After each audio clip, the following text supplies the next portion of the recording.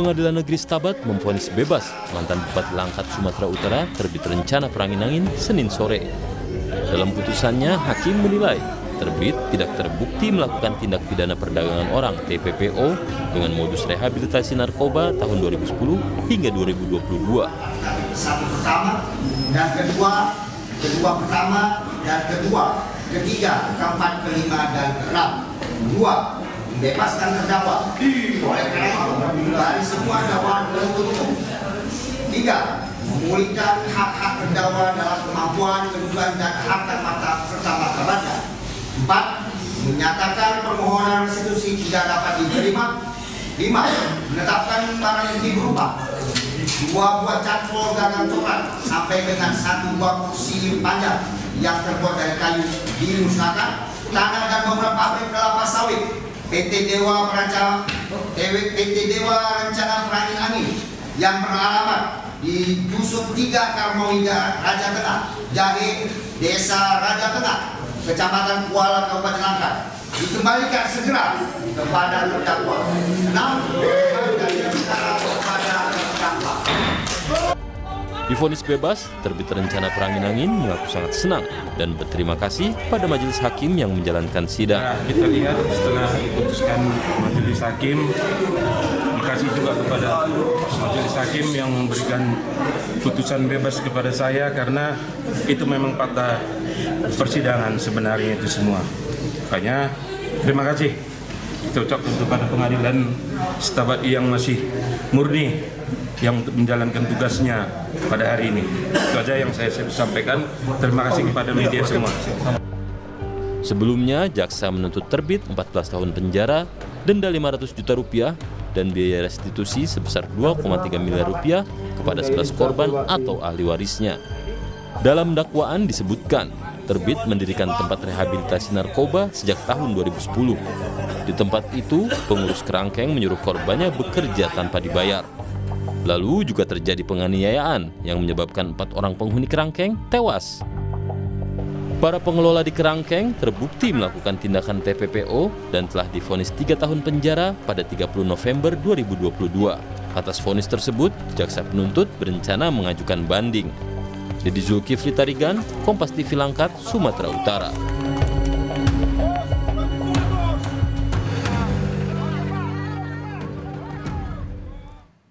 Kita bahas, saudara, soal vonis bebas mantan Bupati Langkat atas kasus tindak pidana perdagangan orang bermodus rehabilitasi narkoba. Bersama dengan Komisioner Komnas HAM sudah ada Bu Anis Hidayah. Selamat pagi, Bu Anis.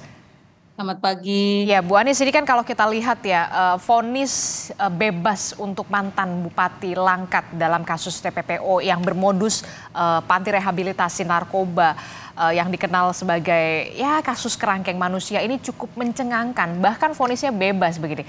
Respon Anda bagaimana selaku Komnas HAM? Ya, pertama tentu Komnas HAM menghormati putusan hakim, tetapi bahwa dalam kasus ini sebelumnya Komnas HAM sudah membentuk tim investigasi dan menghasilkan sejumlah rekomendasi. Salah satunya adalah mendorong proses peradilan yang fair, kredibel, profesional, dan memberikan rasa keadilan bagi para korban TPPO, di mana tadi juga sudah disebutkan di antara para korban itu ada 4 yang meninggal dunia. Dan dalam penyelidikan tersebut Komnas HAM memang menemukan sejumlah fakta yang cukup kuat di mana terjadi praktek dugaan perbudakan manusia gitu ya, kasus TPPO yang kemudian itu ditindaklanjuti dengan proses hukum, di mana pada 2 tahun sebelumnya juga sudah ada vonis dari pengadilan di mana para petugas yang itu notabene merupakan orang suruhan bupati itu sudah divonis 3 tahun penjara. Dalam kasus TPPO itu memang pelaku itu kan berlapis ya. Ada yang namanya pelaku lapangan gitu ya. Ada yang namanya adalah pelaku otak pelaku gitu ya.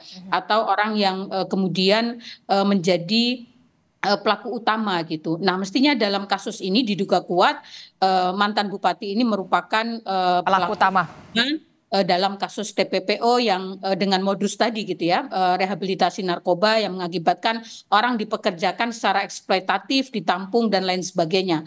Dan tuntutan jaksa sesungguhnya adalah cukup kuat gitu ya, di mana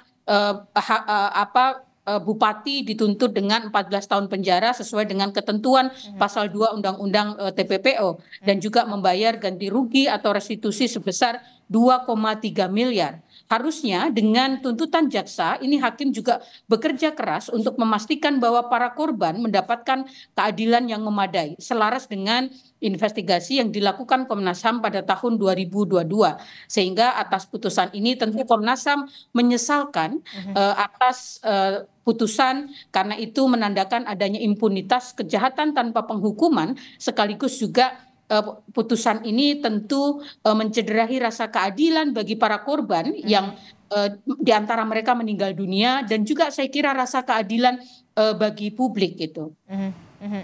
Anda melihat Komnas HAM ini kan sudah sampai membentuk tim investigasi menemukan adanya sejumlah fakta mulai dari ada 4 orang yang dilaporkan tewas di dalam kerangkeng manusia tersebut sampai juga ada tindakan perbudakan, dalam hal ini adalah tindak pidana perdagangan orang dugaan di sana. Kemudian juga kita tahu ada beberapa orang sebagai pengelola kerangkeng ini juga sudah divonis 3 tahun penjara. Anda melihat rekomendasi-rekomendasi yang disebutkan dari hasil investigasi Komnas HAM ini tidak masuk dalam pertimbangan hakim? Betul.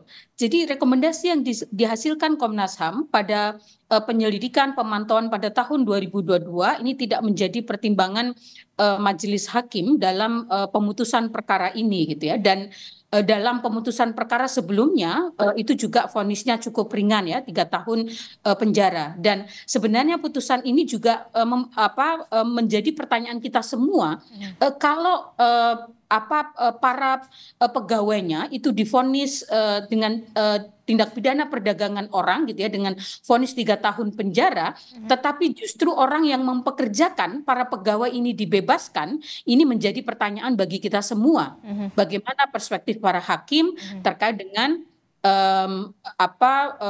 tindak pidana perdagangan orangnya sendiri gitu ya, yang itu jelas-jelas ada fakta di sana mantan bupati ini melakukan tindakan-tindakan yang itu indikasi kuat sebagai pelaku utama tindak pidana perdagangan orang gitu. Oke, kalau kita sudah melihat begitu ya bagaimana pengelola kerangkengnya saja sudah divonis 3 tahun penjara begitu ya, diharapkan juga kan kemarin pelaku utamanya ini bisa mendapatkan hukuman yang setidaknya kalau kita lihat tuntutan dari jaksa ini cukup berat sekali, tapi nyatanya majelis hakim menyatakan vonis bebas begitu ya. Anda melihat ada impunitas hukum di sini atau bagaimana? Atau memang tidak terlalu tersorot oleh media kemudian akhirnya ini ada vonis bebas semacam ini? Kasus ini pada tahun 2022 cukup viral ya, dan disorot dan mendapatkan atensi nasional yang cukup besar, sehingga pada tahun itu pula beberapa petugas di dalam kerangkeng itu kan kemudian divonis dengan undang-undang TPPO ya, dengan vonis yang ringan, tetapi kan ada vonis yang dijatuhkan.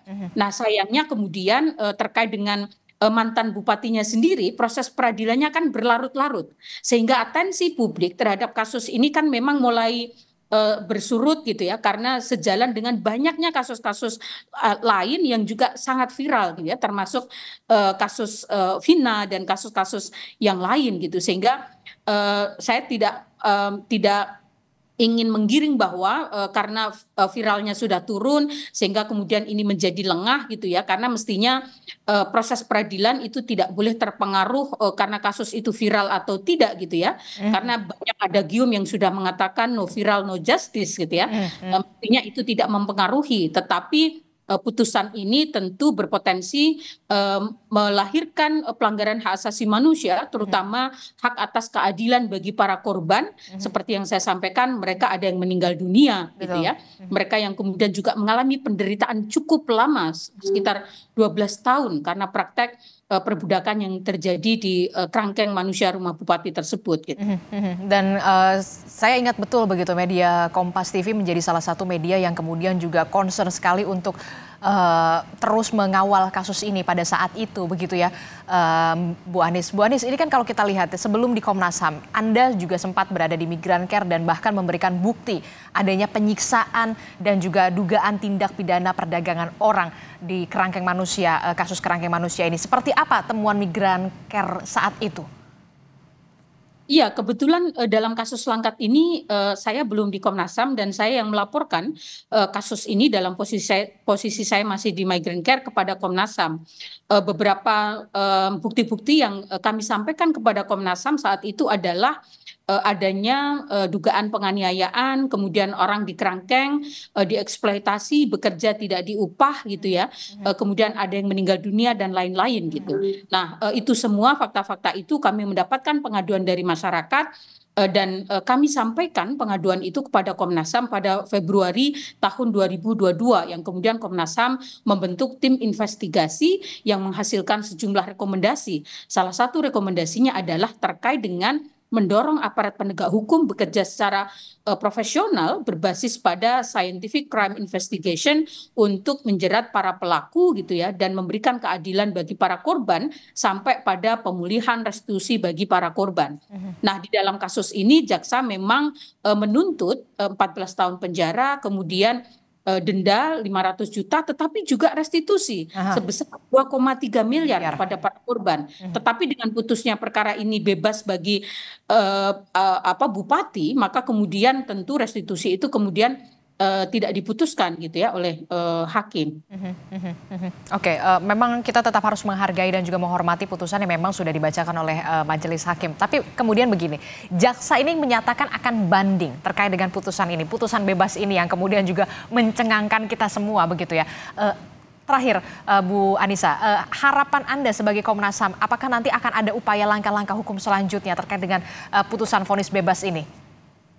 Ya, kami belum memutuskan langkah seperti apa yang akan kami ambil di Komnas HAM, tetapi pada prinsipnya kami mendukung upaya jaksa untuk melakukan upaya banding gitu ya, karena sekali lagi vonis ini mencederai rasa keadilan bagi korban dan juga bagi kita semua yang selama beberapa tahun mengikuti kasus ini seperti luka yang sangat dalam gitu ya, karena di Republik yang sudah merdeka sekian puluh tahun kita masih menemui praktek perbudakan modern yang itu terjadi di negara kita sendiri gitu. Sangat miris begitu ya, kemudian ada praktik perbudakan modern semacam ini yang kemudian ternyata majelis hakim sudah membacakan putusan vonis bebas. Tentu saja kita harapkan jaksa akan mengajukan banding secepatnya. Terima kasih Komisioner Komnas HAM Anies Hidayah telah bergabung bersama kami. Sehat selalu Bu Anies. Terima kasih.